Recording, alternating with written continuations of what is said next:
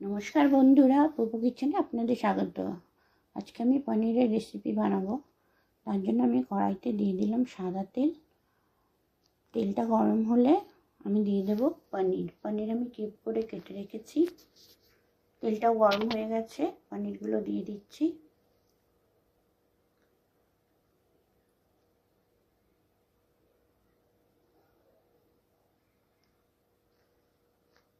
পনিরগুলো দিয়ে খুন্তি দিয়ে একটু ভালো করে নেড়ে নেব।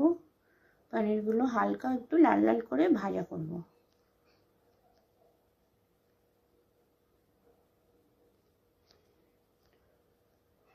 হালকা লাল লাল করে ভাজা হয়ে গেছে পনিরগুলো। এবার একটা পাত্রে এগুলো আমি তুলে নেব।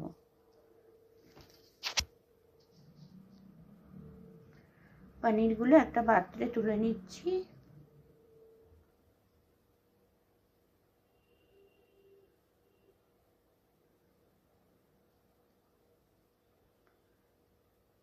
পনিরগুলো তুলে নিয়েছি। এবার এই তেলের মধ্যেই আমি দিয়ে দেব ক্যাপসিকাম। টুকরো টুকরো করে কেটে রেখেছি। এখানে আছে রেড, ইয়েলো আর গ্রিন ক্যাপসিকাম। এগুলো আমি এই তেলেই দিয়ে দিলাম। এগুলো একটু হালকা করে ভাজা হবে। এদিকে আমি নিয়ে নেব একটা মিক্সিং বোল নিয়ে নিয়েছি। এর মধ্যে দিয়ে দেবো আমি দুটো মাঝারি সাইজের পেঁয়াজ, দিয়ে দিচ্ছি এক টুকরো আদা, কয়েক কোয়া রসুন, আর দিয়ে দেব হাফ টমেটো। এটার ফাইন পেস্ট আমি বানিয়ে নেব।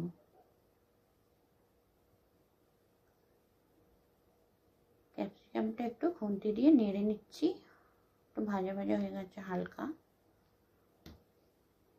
এবার আমি মশলার পেস্টটা এতে দিয়ে দেব।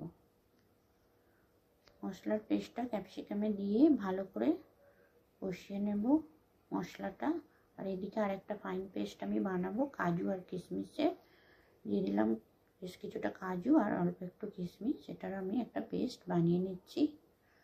এদিকে মশলাটাও ভালো করে কষানো হচ্ছে।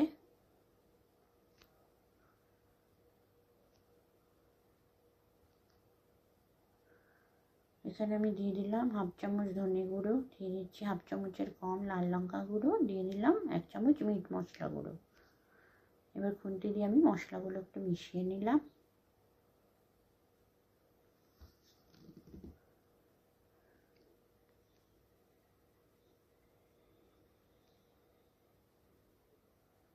এখানে আমি দিলাম অল্প একটু গোলমরিচের গুঁড়োটা দিয়ে আবার খুন্তি দিয়ে একটু নেড়ে নিলাম।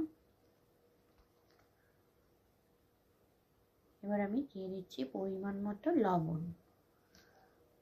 মতো লবণটা দিয়ে আবারও ভালো করে মশলাটা কষিয়ে নিচ্ছি। মশলাটা কষানো হয়ে গেছে, তেল ছেড়ে দিয়েছে। এবার আমি পেস্ট করে রাখা কাজু কিশমিশ দিয়ে দিলাম।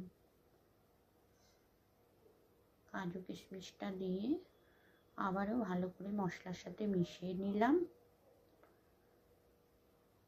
কাজু কিশমিশ ভালোভাবে মিশে গেছে, তেলটাও ছেড়ে গেছে। এবার আমি এতে ভেজে রাখা পনিরগুলো দিয়ে দেব। তার আগে দিয়ে দিলাম আমি এক চামচ চিনি।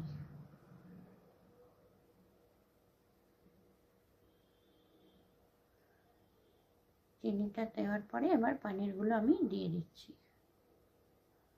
পনিরগুলো দিয়ে মশলার সঙ্গে খুব ভালো করে মিশিয়ে নিচ্ছি।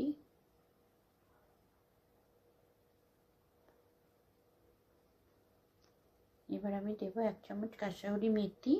হাতে একটু ঘষে নিয়ে কাসুরি মেথিটা দিয়ে দিলাম।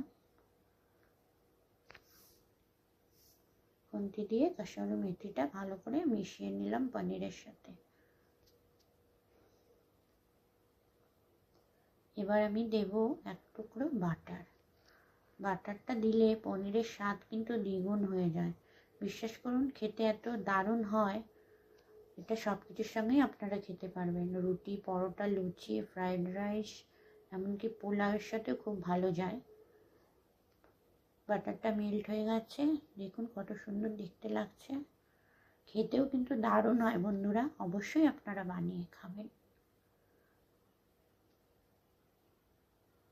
এবার আমি পনিরটা নামিয়ে নেব। গ্যাসটা অফ করে দিয়ে পনিরটা নামিয়ে নিয়েছি।